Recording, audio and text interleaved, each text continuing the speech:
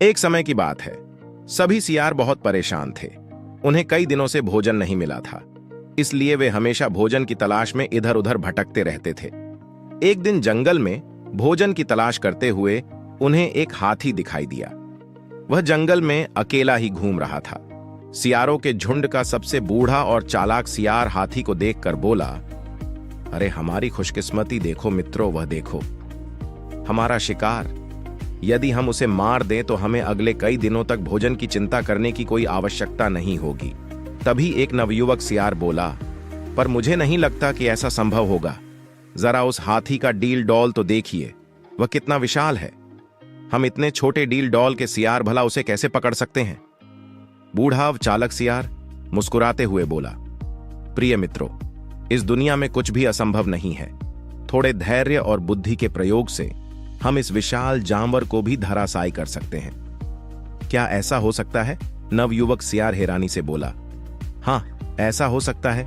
यह बात मैं अभी सिद्ध करके दिखा देता हूं।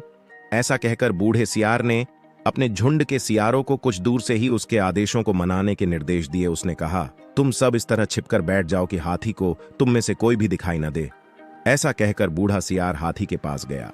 उसके पास पहुंचकर उसे झुककर उसे प्रणाम किया और बोला, हे विशाल प्राणी, मैं यहाँ आपके पास यह प्रार्थना लेकर आया हूं कि आप हमारे झुंड के नेता बन जाएं। हमें उचित सलाह देने के लिए एक नेता की बड़ी ताकत आवश्यकता है। बूढ़े सियार की बातें सुनकर हाथी हैरानी से सियार को देखने लगा और बोला, मैं आपको नहीं जानता।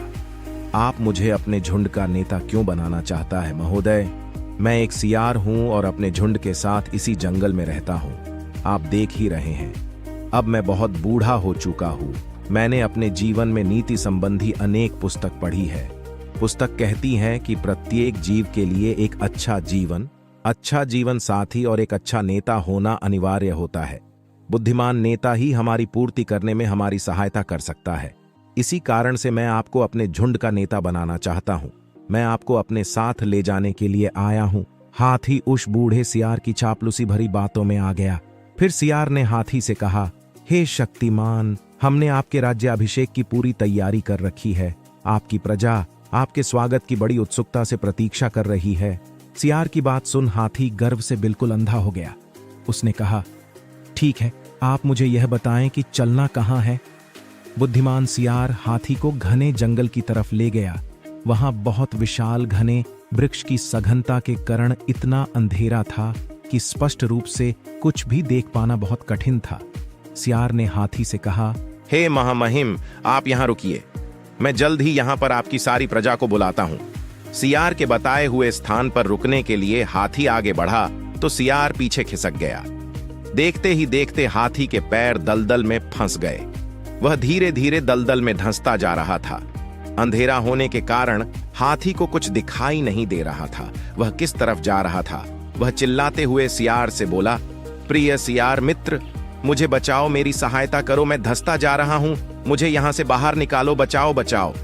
हाथी को दलदल में देखकर बूढ़ा तथा अधर्मी सियार मुस्कुराने लगा। तत्पश्चात उसने अन्य सियारों को भी आवाज लगाकर उस स्थान पर बुला लिया। जल्द ही सारे छुपे हुए सियार वहां आ गए।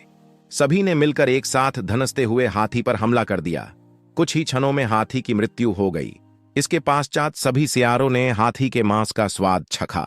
इस प्रकार चालक व बूढ़े सियार ने अपनी कथनी सिद्ध करके दिखा दी कि थोड़ी सी बुद्धि व योजना की सहायता से बड़ी समस्या को भी हल किया जा सकता है।